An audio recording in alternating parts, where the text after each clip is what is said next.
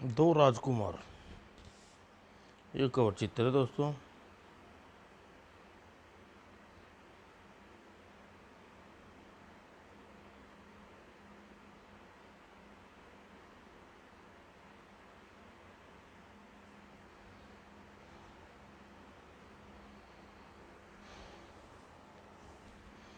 पिछले अंक की कहानी लाल घाटी के रहस्य की आपने नहीं पढ़ी तो पढ़ लेना।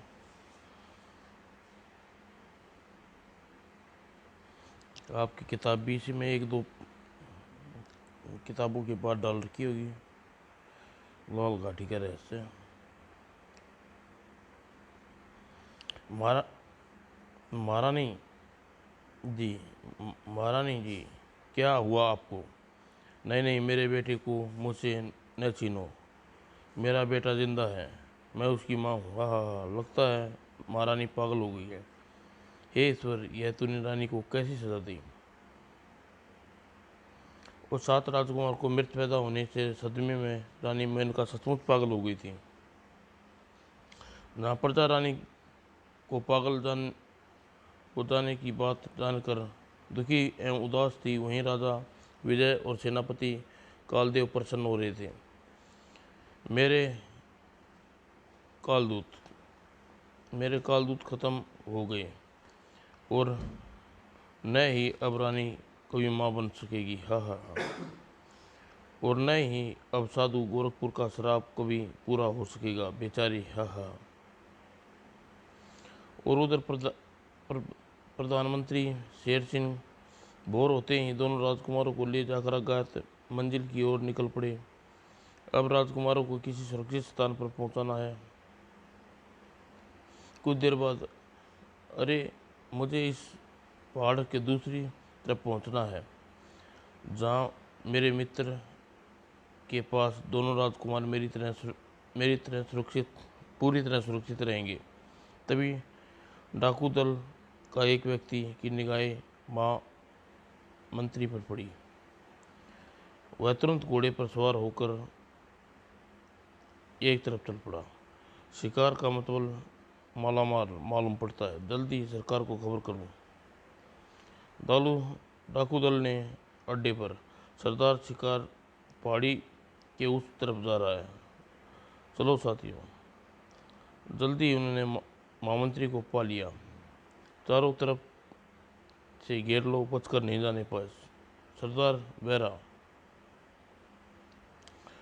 जब महामंत्री ने कानों में पीछे घोड़ों की आती की टापे सुनी तो, ओह, डाकू जालिम सिंह और उसके साथी। सिर दी महामंत्री चारों तरफ से घेर लिया गया। भलाई इसी में है, अपना कीमती सामान हमारे हवाले कर दो, पहले मेरी तलवार का वार संभालो जालिम सिंह। और कोई चारा न देख महामंत्री म्यान से तलवार निकाल जूझ पड़ा। और महामंत्री बड़ी बहादुरी से उनका मुकाबला किया, लेकिन ओह, लूट लो साथ में इसका सारा कीमती सामान। अरे, पकड़ो उसे, जाने ना पाए।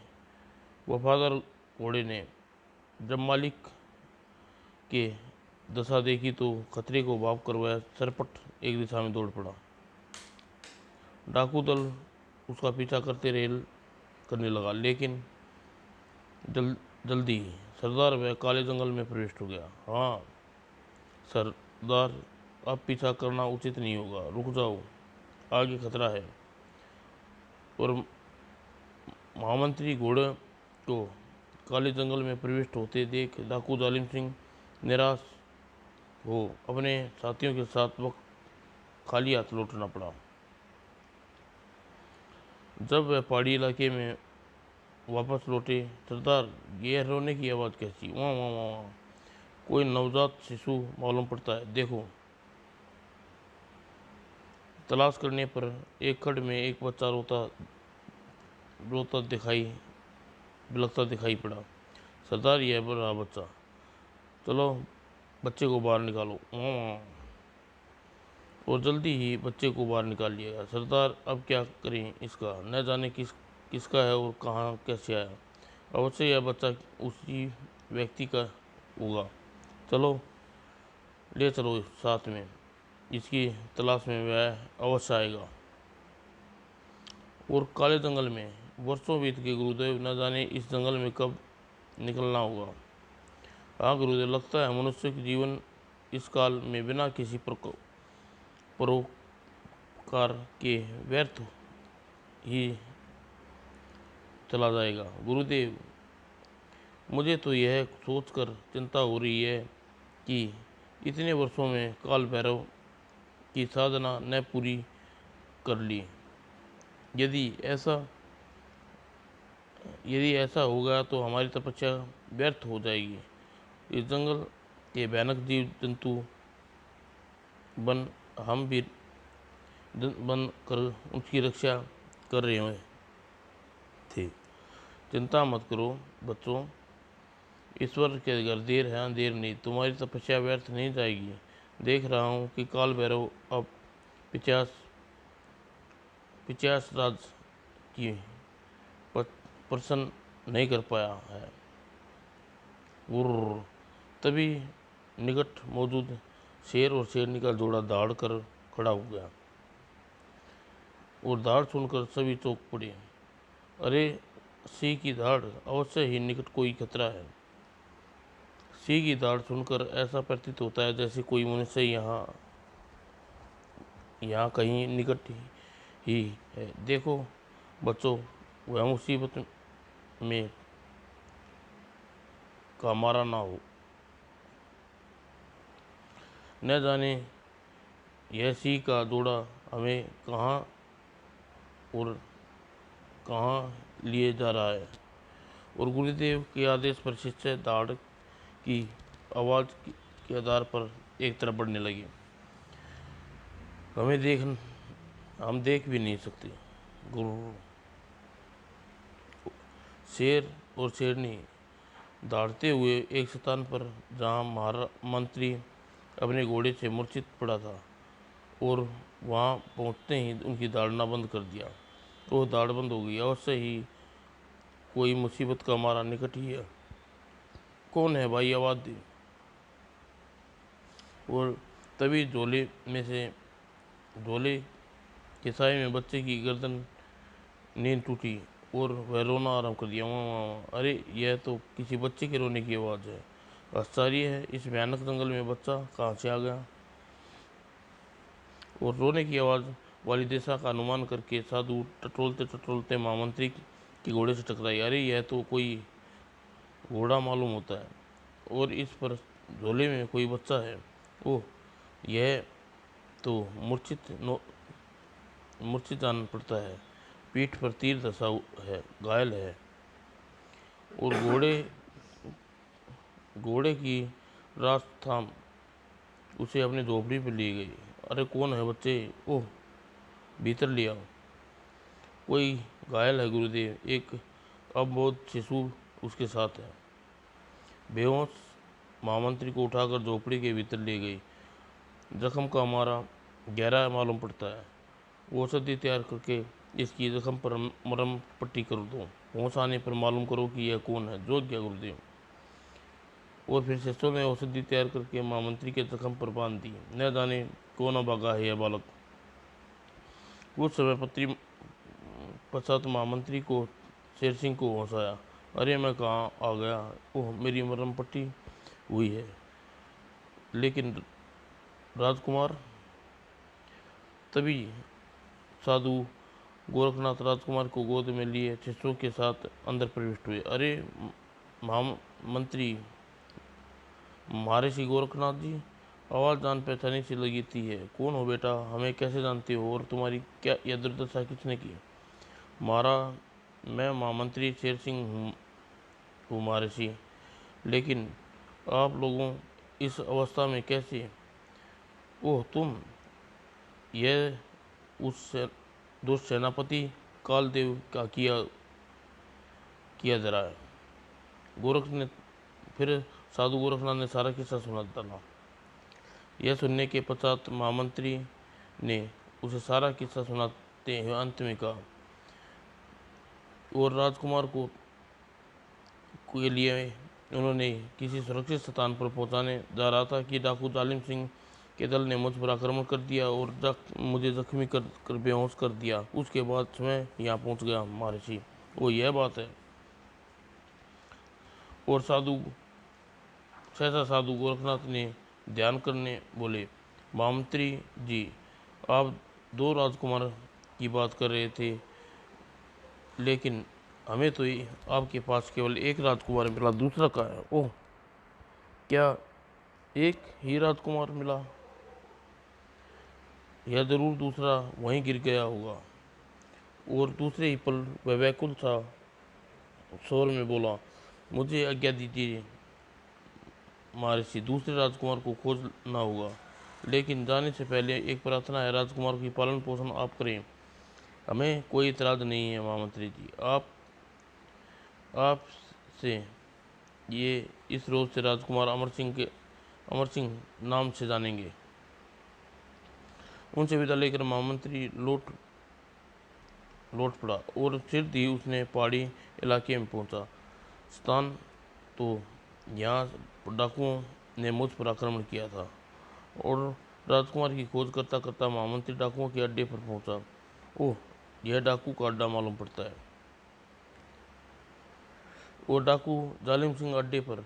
सरदार, यह वह आदमी वापस नहीं लौटा। अब इस बच्चे के बारे में क्या ख्याल है? इसे ख़त्म कर दिया जाए? नहीं, इसका पालन पोषण हम करेंगे, बड़ा होकर हमारा सहारा बनेगा। और आज से तुम लोग इसे अपना छोटा सरदार समझो। एक दिन दुनिया में जालिम सिंह के बेटे दुर्जन सिंह का नाम से जानेगी।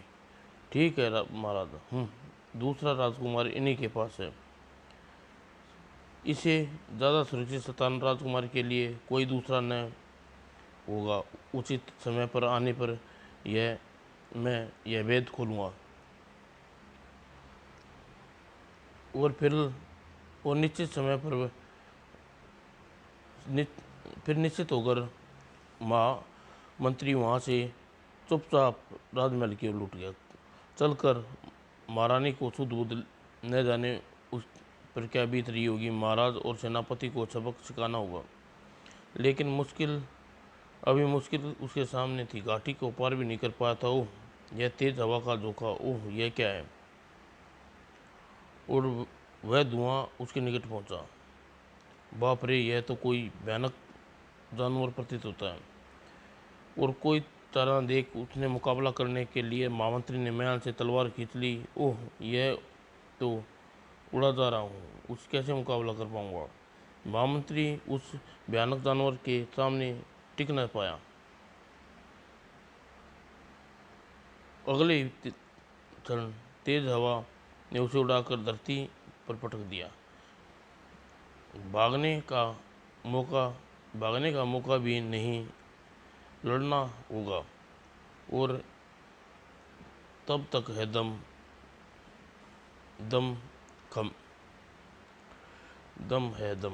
में दम। परंतु इससे पहले कि वह संभल दोबारा उठ पाता, उस भयानक और विशालकाय जानवर ने लंबी सांस खींची और महामंत्री उठता हुआ उसके मुख की ओर खींचने लगा। बाप रे, बचना मुश्किल है।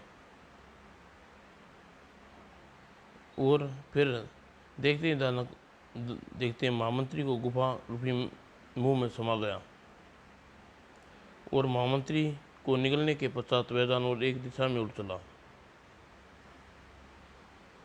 और कुछ समय बाद भयानक जानवर लाल घाटी में पहुंचा और नीचे उतरा। तो नीचे उतर करने के पश्चात भयानक जानवर ने महामंत्री को मुंह से बाहर उगला। इसके बाद वह एक भयानक राक्षस के रूप में परिवर्तित हो गया और महामंत्री को उठाकर एक तरफ चल पड़ा। सिर थी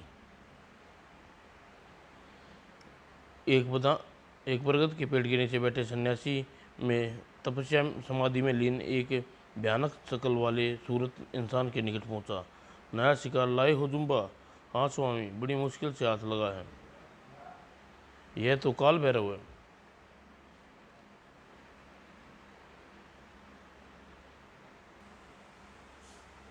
सिर दीव से साथ लेकर काल भैरव की गुफा के भीतर प्रविष्ट हुआ, जहाँ तपस्या के बाद भयंकर प्रतिमा खड़ी थी।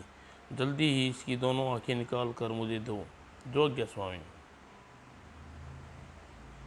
और फिर लंबे और पैने नाखूनों से महामंत्री की दोनों आंखें निकाल कर राक्षस के ने काल भैरव की ओर बढ़ा दी। लीजिए स्वामी। और काल भैरव ने दोनों आंखें अग्नि कुंड में फेंकी और राक्षस महामंत्री का सिर धड़ से जुदा कर दिया। और भेंट स्वीकार करो ए पिचास राज महाशक्तिशाली के स्वामी। तुरंत ही एक स्वर प्रकाश फैला और अगले ही क्षण 50 राज प्रतिमा गले में से आंखों से एक हार चमकदार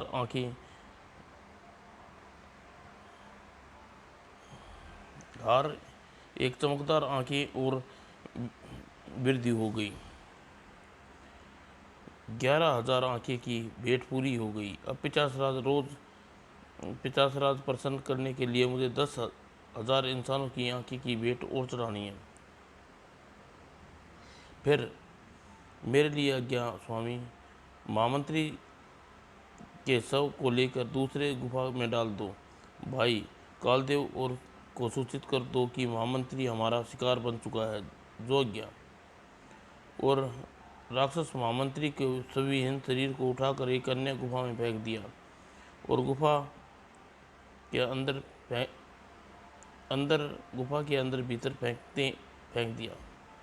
जैसे ही महामंत्री से सिर गुफा में गिरा, पत्थर की मूर्ति में बदल दिया। और फिर राक्षस राज सेनापति कालदेव के पास पहुंचा और उसे सारी स्थिति से अवगत किया। हाँ, चलो, ये कांटा अपने आप दूर हो गया। अब आराम से अपने भाई की आंखों का प्रबंध कर सकूंगा। और दिन बीतने के साथ साथ सेनापति राजा जुल्म बढ़ते ही गए थे। ध्यान रहे, कोई महाराज के खिलाफ आवाज़ उठाएगा, उसका सिर इसी तरह कुचल दिया जाएगा। अब तक बेगुनाहों को इस तरह मारे जाते रहेंगे और ईश्वर कब इन अत्याचारों से मुक्ति मिलेगी।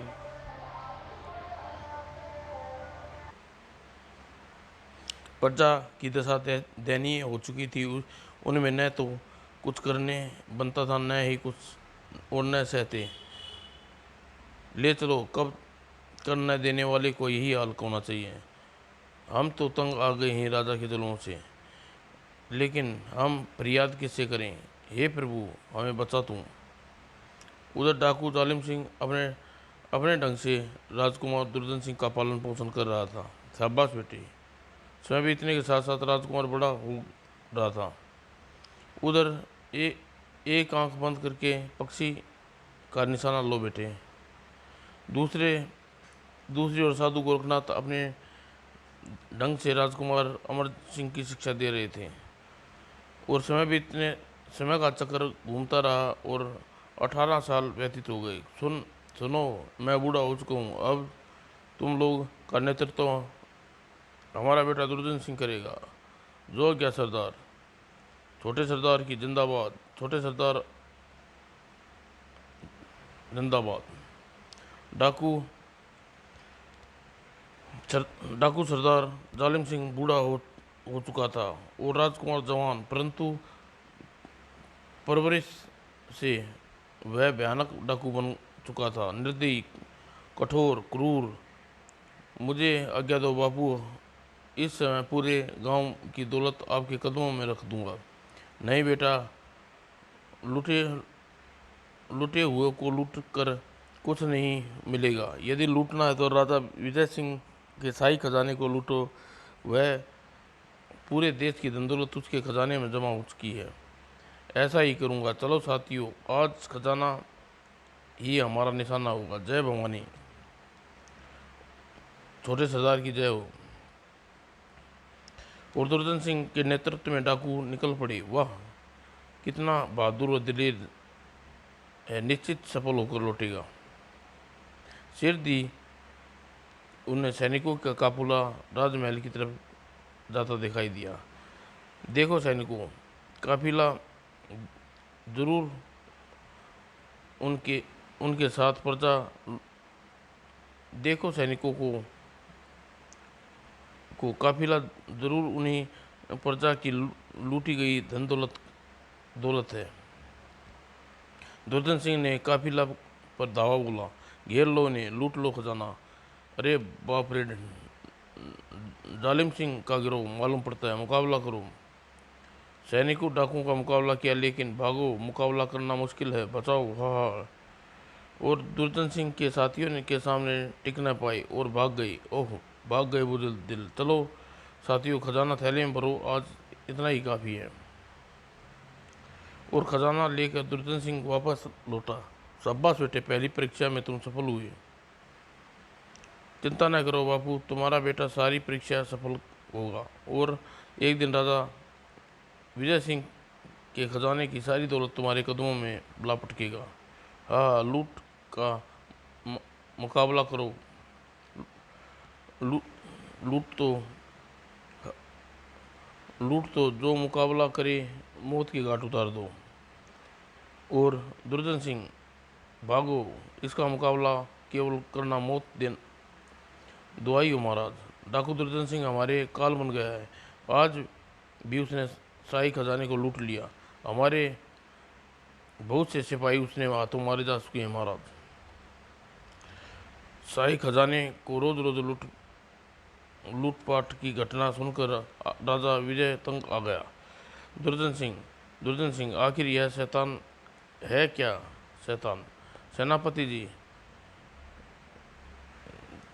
हम पूछते हैं, आखिर आज तक वह पकड़ा क्यों नहीं गया? महाराज, प्रयत्न जारी हैं।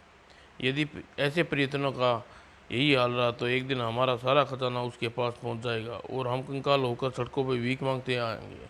धैर्य रखो महाराज, यह ज़्यादा दिनों तक आज़ाद की सांस नहीं ले पाएगा। वह जो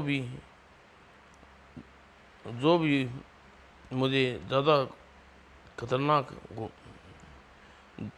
जो भी हो मुझसे ज़्यादा खतरनाक नहीं हो सकता। उसकी मौत निश्चित रूप से मेरे हाथों होगी। मैं कुछ नहीं सुनना चाहता। इन सेवकियों में न जाने कब से सुनता आ रहा हूँ, मुझे दुर्जन सिंह चाहिए, जिंदा या मुर्दा। जो क्या महाराज।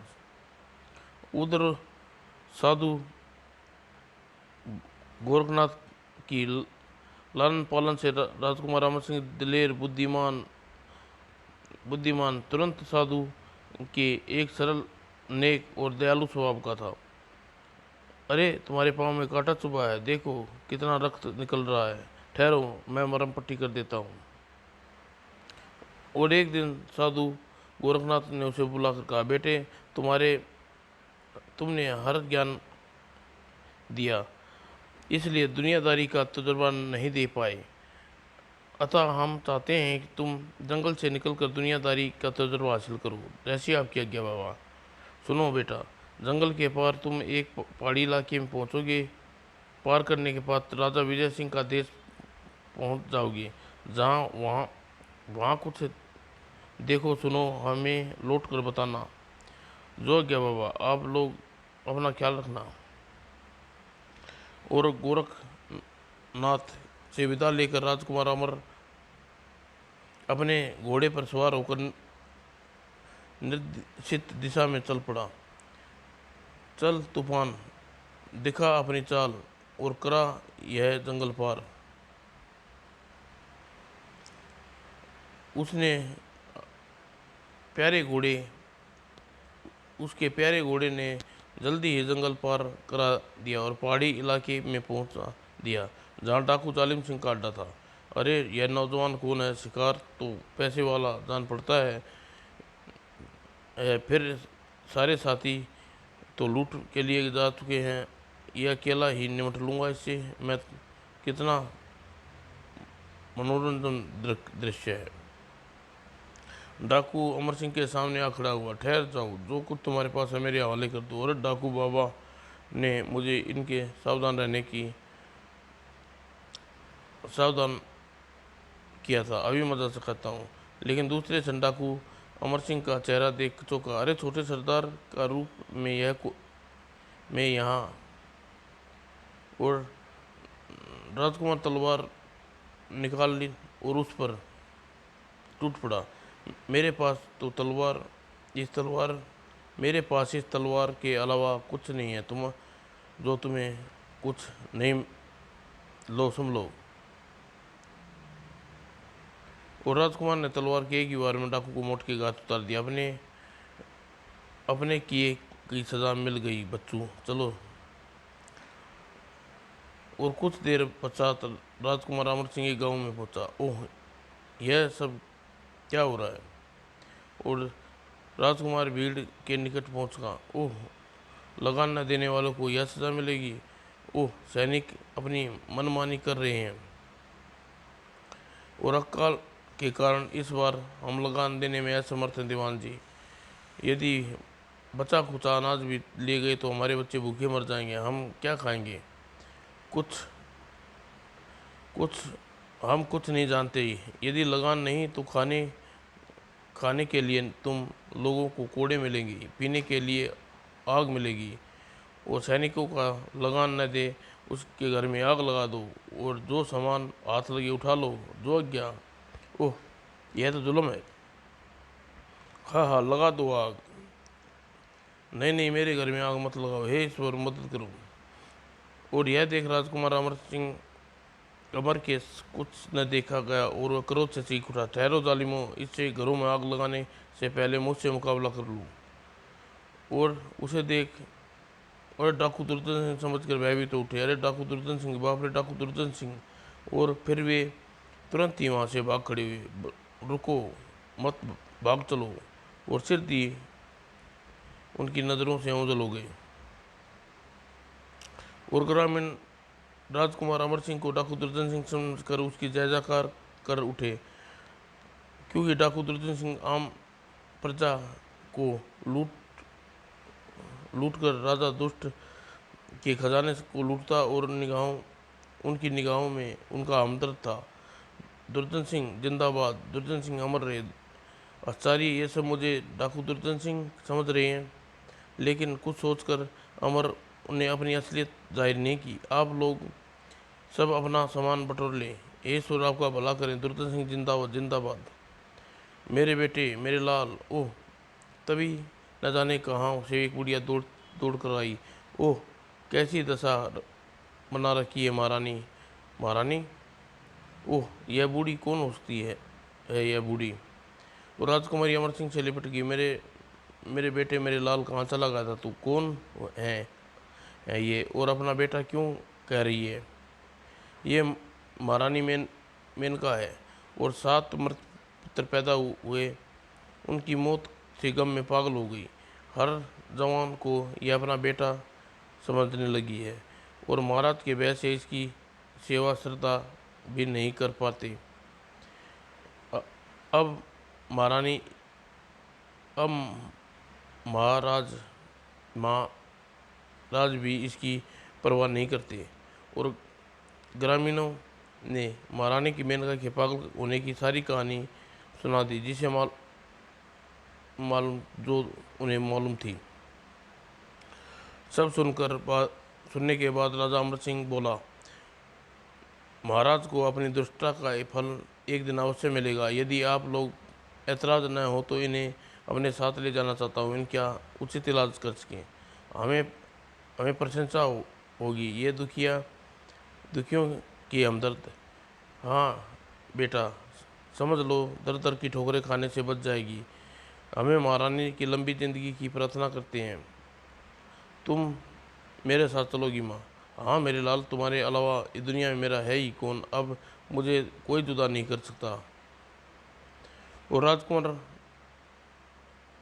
महारानी मेनका को घोड़े पर बैठाया और काले जंगल की ओर चल पड़ा। कितना महान है, कितना नेक दयालु है। ईश्वर उसे लंबी आयु दे।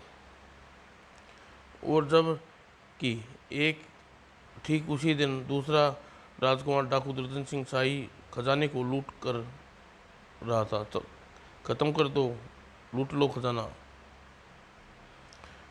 और जबकि लूटपाट करने के पश्चात दुर्जन सिंह अपने अड्डे पश्चात शाम को अपने साथियों के साथ अड्डे पर की ओर लड़ा। अरे छोटे सरदार, वह देखो, कोई लाश मालूम पड़ती है।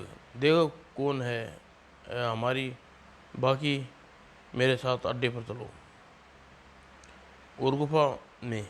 आज के दिन हमारे लिए सबसे शुभ रहा। देखो बाबू, कितने अनमोल खजाना हमारे हाथ लगा है। महाराज विजय सिंह देश के इस अनमोल खजाने को अपने मित्र देश सुरक्षा की दृष्टि से भेज रहे थे। हाँ, हमारे, लेकिन हमारे तुमने इसे हमारे पास सुरक्षा के लिए पहुंचा दिया। बहुत खूब, बहुत खूब। हम तुमसे प्रसन्न हुए बेटा। फिर दो व्यक्तियों ने लाश को भीतर प्रविष्ट हुए। सरदार, सरदार, शेर सिंह मारा गया। शेर सिंह? क्या हुआ भाई? हुआ इसे? यह तो आज पहरे पर था। इसकी हिम्मत हुई जो इसे मारने की। और उसी समय एक मुसाफिर आ पहुंचा। सरदार की जय हो। ओह, तुम तो कहो, क्या खबर लाए हो? जोगी, जोगी ने खबर दी। छोटे सरदार, एक हमशक्ल निकट गांव में देखा गया। लोग उसे दुर्जन सिंह समझ रहे हैं। ओह, क्या? जब उसकी अब तब तो उसकी मौत निश्चित है। जाओ तलाश करो उसे और पकड़ कर सामने लाओ। जरूर वह कोई राजा का भेदिया है जो हमारी छानबीन करने लगा है। जो गया छोटे सरदार। जोगी के जाने के बाद बापू, मुझे तो लगता है शमशेर की मौत के पीछे उसी का हाथ है। हाँ, मुझे भी कुछ ऐसा ही लगता है। अब जरा सावधान रहना। अपने साथियों को सतर्क कर दो और आसपास पहरा सख्त कर दो। जब उधर राजमहल में दुर्जन सिंह, सेनापति दुर्जन सिंह हमारे साथ धोखा नहीं कर सकता। आप बिल्कुल निकम्मे साबित हुए हैं। जबकि डाकू की अपार दिन प्रतिदिन बढ़ती जा रही है। हमारा आधा से ज़्यादा खजाना उसके कब्जे में जा चुका है। और कुछ ही दिनों में की मोहलत और दें तो महाराज, उस विश्वास दिलाता हूँ कि दुर्जन सिंह जल्दी ही जिंदा अथवा मुर्दा आपके कदमों में होगा। ठीक है सेनापति, हम आपको एक मौका और देते हैं, लेकिन ध्यान रहे, यदि 7 दिनों के भीतर दुर्जन सिंह जिंदा या मुर्दा हमारे सामने पेश न किया गया तो तुम्हारे सिर उड़ा दिया जाएगा। तब आप जा सकते हैं। जो आज्ञा महाराज। और सोचा नहीं था कि एक दिन ऐसा सुनने को मिलेगा। हमारी बिल्ली हमारी को म्याऊं करने लगी है। चिंता और उदास हो सेनापति निवास स्थान पर पहुंचे। महाराज को झूठी तसल्ली नहीं दी जा सकती। 7 दिनों के पहले पहले दुर्जन सिंह को महाराज का कुछ न कुछ प्रबंध अवश्य करना पड़ेगा, वरना मेरी मौत निश्चित है। उसी समय एक वफादार सैनिक, खास सैनिक माधव सिंह वहां पहुंचा। हजूर की जय हो। अरे माधव सिंह! आपने सरदार माधव सिंह को देख सेनापति का चेहरा प्रशंसा से खिल उठा। आओ आओ माधव सिंह, तुम इस समय पर सही समय पहुंचे हो। हजूर सलामत रहें। दुश्मनों की तबीयत कुछ खराब मालूम पड़ती है। हजूर, क्या मैं आपकी चिंता का कारण जान सकता हूँ? सेनापति उसने सारी बात बताई और चिंतित स्वर में कहा, अब पानी सिर से ऊपर जा चुका है माधव सिंह। यदि 7 दिन के भीतर हमने कुछ नहीं किया तो हम सबका विनाश निश्चित है। विनाश हो दुश्मनों का। हजूर, आप चिंता क्यों कर रहे हो? दुर्जन सिंह के अड्डे का पता निकाल चुका हूँ। अब मेरे दिमाग में एक उपाय है जिससे आप सांप भी मर जाए और लाठी भी न टूटे। कैसा उपाय? जल्दी बताओ। दीवारों की दुकान होते हैं हजूर। आप बात कान में कहने की है। और माधव सिंह सेनापति के कानों में धीरे धीरे कुछ कहने लगा। और सब सुनने के पश्चात सेनापति प्रशंसा से उछल पड़े और गले में कीमती हार निकालकर माधव सिंह की ओर बढ़ाकर बोला, शाबाश माधव सिंह, तुम अत्यंत प्रसन्न हो। यह कीमती हार तुम इनाम रखो। ही हजूर की बहुत लंबी उम्र हो। लेकिन यदि आप आज रात पहाड़ी पर जाकर जालिम सिंह से निमट लो तो अच्छा है। ऐसा ही करूँगा। और उधर राजकुमार अमर सिंह महारानी को लेकर साधु गोरखनाथ के पास अपने शिष्यों के पास पहुंचा और निकटवर्ती देश के हालातों के विषय में सब कुछ बताते हुए अंत में बोला, और यह सोचकर मैं महारानी माँ को यहाँ ले आया बाबा। शायद आपके चमत्कार इन्हें ठीक कर दें। ठीक ही यह लोग कौन है मेरे लाल? यह मुझे फिर जुदा न कर दें। जल्दी ही यहाँ से चलो। और जयगढ़ के सारे हालातों को और महामंत्री महारानी को पागल हो जाने की बात सुनकर साधुओं का हृदय दुख से भर उठा। ओह, ऐसा सोचा भी न था। न जाने कैसी देश दशा होगी इनकी। लेकिन महर्षि गोरखनाथ सोच रहे थे, आखिर ईश्वर ने माँ बेटे को मिला करवा ही दिया। लेकिन राजकुमार को अब तक कुछ बताना उचित न होगा जब तक कि विजय सिंह अपने कर्मों का फल न भोग ले। और साधु गोरखनाथ ने सोच में डूबे देख राजकुमार व्यंग स्वर में बोला, क्या आप क्या सोचने लगे बाबा? क्या रानी माँ का स्वस्थ करने के पास आपके पास कोई उपाय नहीं है? उनसे दुख नहीं देखा जाता। आप बिल्कुल, उपाय तो है बेटा, बिल्कुल ठीक, बिल लेकिन बहुत कठिन है।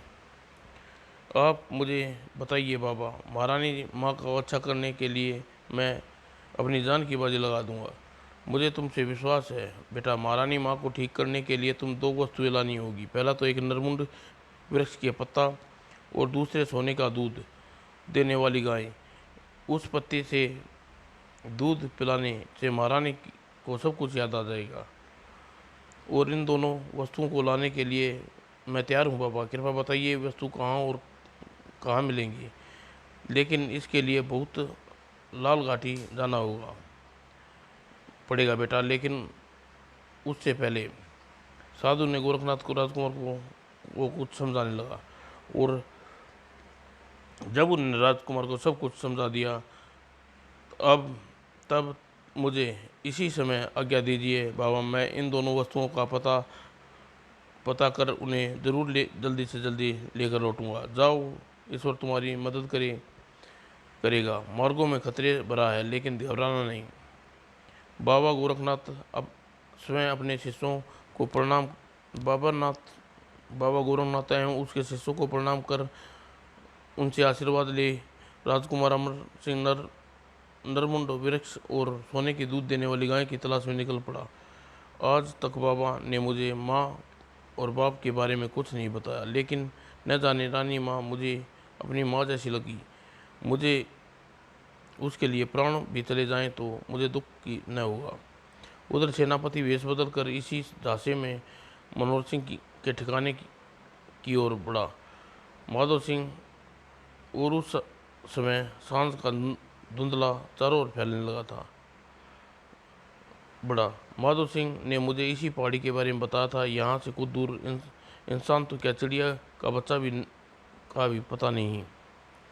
और जालिम सिंह के आदमी ने उन्हें चारों ओर से घेर लिया।